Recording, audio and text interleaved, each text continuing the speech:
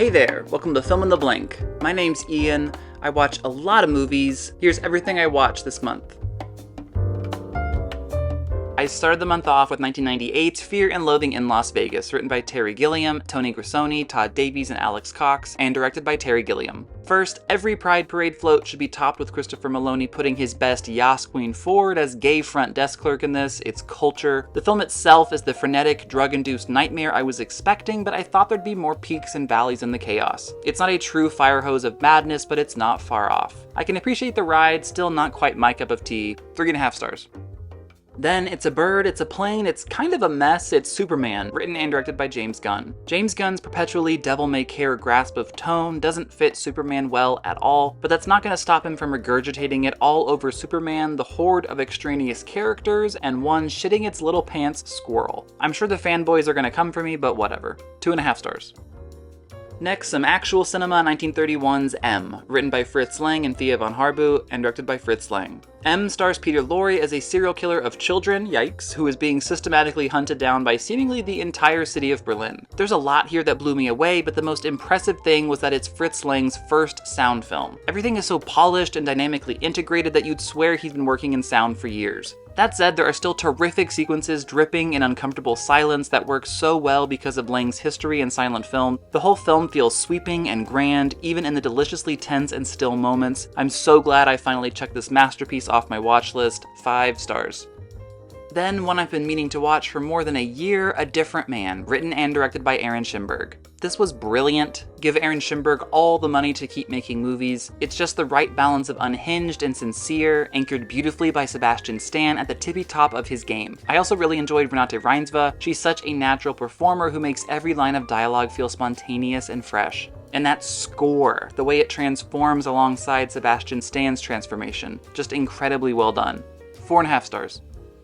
Up next, 1989's Sex, Lies, and Videotape, written and directed by Steven Soderbergh. Soderbergh is in my top 10 directors of all time, so I don't really know why I hadn't checked out his debut film until now, but oh well. Soderbergh does so many things well as a writer and director, but one of my favorite is how much opportunity he gives his characters to think, to process what's happening around them. At the same time, he's giving the audience ample time to ponder things as well. Maybe more than any of his other films, Sex, Lies, and Videotape has an ethereal quality, blending narration, profound introspection, and an always moving voyeuristic camera. At the center of it all is Andie MacDowell giving a phenomenally subtle performance. Man, she's so good in this. 5 stars. Then a movie I rewatched because I have no self-respect, 2007's I Know Who Killed Me, written by Jeff Hammond and directed by Chris Sivertson. This is truly, irredeemably one of the worst movies I've ever seen, so instead of reviewing it, I'm gonna do a countdown of insane cigarette-based moments in this. Starting off at number 3, where in one of her 3 different stripping scenes, Lindsay takes a guy's cigarette, rubs it near her crotch, then gives it back to the guy to sniff and perv out on. Over to number 2, Lindsay watching a modern-day educational video about twin stigmata, where the host is casually chain-smoking like it's 1960s Italy. And finishing it off with number 1, where Lindsay, playing a high schooler, is leisurely smoking a cigarette while sleuthing on her computer when her stern mom comes in, says this is a non-smoking household, grabs the cigarette, takes a drag herself, then puts it out while doing Miley Cyrus's tongue face to camera. 0.5 star. Up next, A Trip Across Montana and 1973's Badlands, written and directed by Terrence Malick. Badlands is nowhere near as gorgeous as fellow 70s rural opus Days of Heaven, but there's a laid-back, folksy charm to this that gives it more of a definable spirit. You can't hear Martin good old twink Sheen popping off backwoods facts of life like Everybody Loves Trout and not feel something spiritual. Sissy and Martin gel especially well together as the joyously sullen Bonnie and Clyde wannabes, particularly in that last act when they each convey a lot of meaning through some increasingly understated performances. 4 stars. Then they were so preoccupied with whether or not they could, they didn't stop to think if they should. Jurassic World Rebirth, written by David Koepp and directed by Gareth Edwards. I really liked the main dinosaur sequences and all the small flourishes Gareth Edwards put into the film. It's just that rickety plot and barely there characters that ruin the fun for me. And for the record, the only thing sluttier than Jonathan Bailey's little glasses is the fact that he played the clarinet solo for his own crying scene. Damn, Jonathan. 2.5 stars. Then Checkmate, it's 1957's The Seventh Seal, written and directed by Ingmar Bergman. Chess-based movie tension is truly the whitest nonsense I can think of, but Bergman roots it in this deeply human place so it never feels overly pretentious. Pretentious, yes, but never overly. The film didn't resonate with me as much as several other Bergman films have. That could be The Seventh Seal being referenced to death in pop culture, killing that potential personal connection, or I just didn't see what all the fuss was about beyond it being a solid film. 3.5 stars. Then That's Where I Wanna Be, 1998's Slums of Beverly Hills, written and directed by Tamara Jenkins. This was probably the most utterly delightful watch of the month. Natasha Lyonne, Alan Arkin, and Marissa Tomei are quite a foolproof trio of likable performers, and Tamara Jenkins' offbeat world is a nice, cozy home for them to play in. The story was a bit dry for my taste and relied too heavily on the characters themselves to carry the film, but it's hard to care about that too much with such great characters. 3.5 stars. Then a nerdy little of a movie, 1979's Time After Time, written and directed by Nicholas Meyer. Time After Time follows real-life science fiction writer H.G. Wells, who's just put the finishing touches on his very own time machine, only to see one of his best friends, who incidentally is also Jack the Ripper, steal it and flee to the 1970s to evade the authorities. And before you ask, yes, of course, Jack the Ripper goes disco dancing. It's a very strange movie with some equally strange performances, especially Mary Steenburgen's terrified bank teller turned Jack the Ripper prey. She gives such a minimalist performance where she gets incredibly still, quiet, and slow whenever she's scared, curious, or emotional. And fun fact, Cyndi Lauper got the idea for her song, Time After Time, from stumbling across this film and TV guide. So the next time you hear that song, thank Jack the Ripper. 2.5 stars. Next, Marty Goes Period in 1993's The Age of Innocence, written by Martin Scorsese and Jay Cox, and directed by Martin Scorsese. Scorsese's direction in this is staggering, sliding into the period romance genre with unbelievable ease, seemingly reinventing how you can use a camera to bring a novel to life, and giving the narrative the weight and grace it needs to flourish. The scene transitions are so deftly done, Elmer Bernstein's score is still ringing in my ears. This rarely gets talked about on the same level as his flashier films like Taxi Driver, Goodfellas, or The Departed, but fuck, it really should. I'll forever be at sea that The Fugitive pulled out a Best Picture nom over this, and Scorsese wasn't even nominated in director. Oof. 5 stars. Then The Stiffest Man in the West, John Wayne, in 1959's Rio Bravo, written by Jules Firthman and Lee Brackett, and directed by Howard Hawks. Finally, a western that's 97% dudes just milling about, talking, chatting. I'm shocked this is so highly rated on Letterboxd because of how languid and uncinematic most of the film is. I can think of other westerns light on action and heavy on chit-chat that work much better for me, like The Gunfighter, so not sure why this never got above good territory. 3 stars. Up next, the long-awaited Fantastic Four First Steps, written by Josh Friedman and Eric Pearson, and directed by Matt Shackman. First off, if these four are so fantastic, why couldn't they invent a TV that wasn't a thick little cube? Riddle me that. The film itself was a tick-up from recent Marvel schlock, with some nice performances, so 3 stars.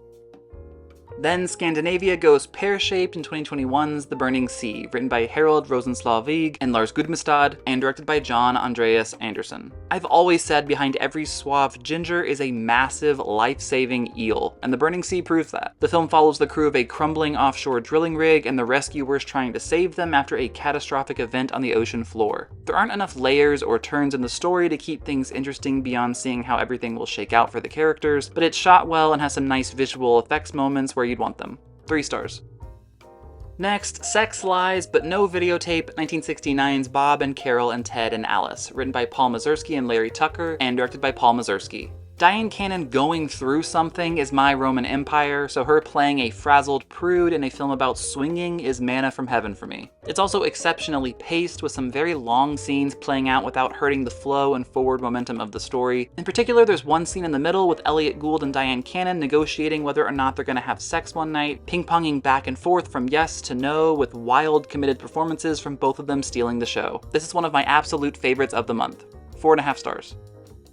Then I watched 1932's I Am a Fugitive from a Chain Gang, written by Howard J. Green and Brown Holmes, and directed by Mervyn LeRoy. Gosh, it's hard to imagine a version of America where people are falsely charged with trumped-up crimes, rounded up into inhumane prison camps, and then jerked around by a soulless justice system. That'd be nuts. Very solid film, though. 4 stars.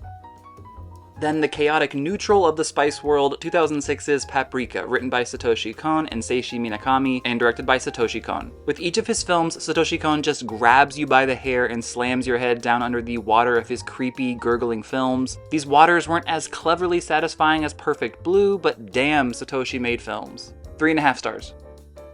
Next, everybody can see those rabbits too, right? It's 2006's Inland Empire, written and directed by David Lynch. Nobody nails confused yet invested like Laura Dern. She's kind of built a career off of it. I couldn't really tell you what was going on for most of this, and I'm not sure many people involved in the film could either. Still, Lynch's films have a charm to them that draw you in and satisfy you to some degree whether answers ever come. It's nowhere near on the same shimmering level as Mulholland Drive or The Elephant Man, but solid cinema through and through.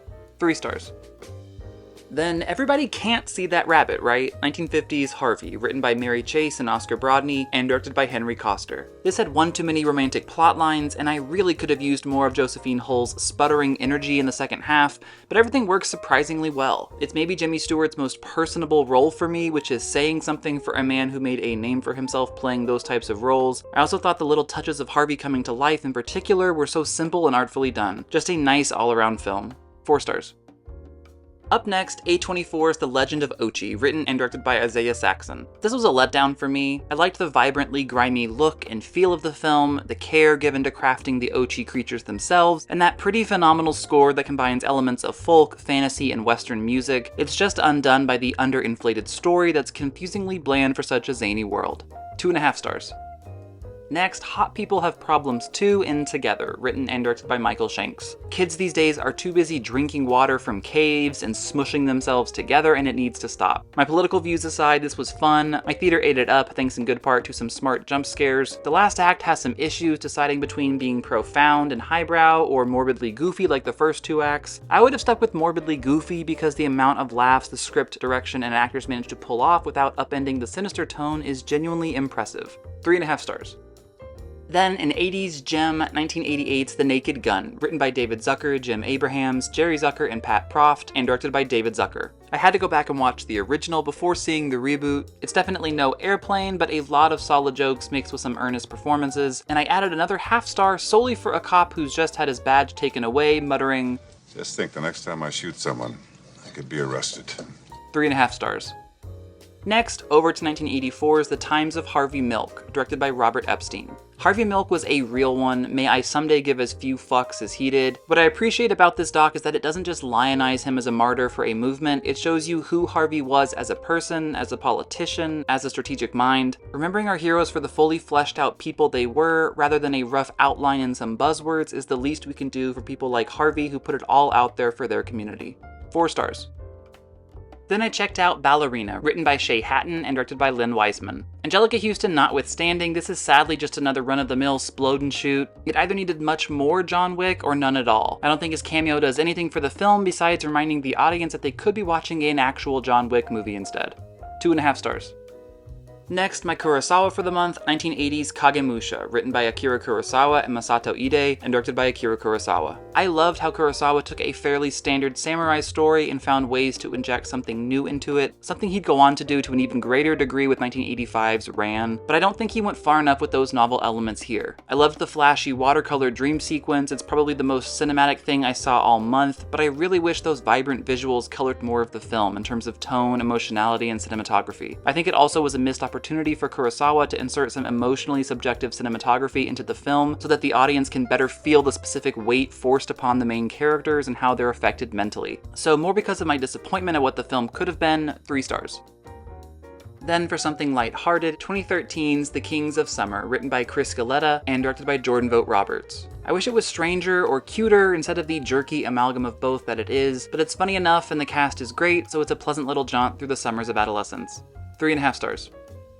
Then your favorite mom's favorite movie, 1970's Love Story, written by Eric Siegel and directed by Arthur Hiller. Love Story's charming with some nice comedic editing work and wittier dialogue than I was expecting. Lots of sequences play out solely over music, a nice creative choice that gives you the essence of scenes, the emotionality of key moments. That famous musical theme is effective, but they play it to absolute death, just over and over and over. I'm very glad modern films have grown out of that trend.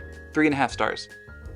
And I finished the month with 1950's Father of the Bride, written by Francis Goodrich and Albert Hackett, and directed by Vincent Minnelli. Having grown up on the 90s remake, I've always had an itch to go back and check out the original. It's got a young Elizabeth Taylor previewing the kind of emotionally chaotic roles she'd go on to make a name for herself playing, and a terrifically executed nightmare sequence. At the same time, this could have been a 5-minute monologue to camera of Spencer Tracy absolutely bitching about weddings, and it would have been the exact same, so not a ringing endorsement. 2.5 stars. Let me know in the comments what are your thoughts on these movies, any others I should check out. Have you seen Jack the Ripper at the club? Also stay tuned for other great commentary videos, reviews, video essays, and more. You can check me out on Letterboxd at Cineramadome24 or on TikTok at Film in the Blank. I appreciate you liking and subscribing. See you next time.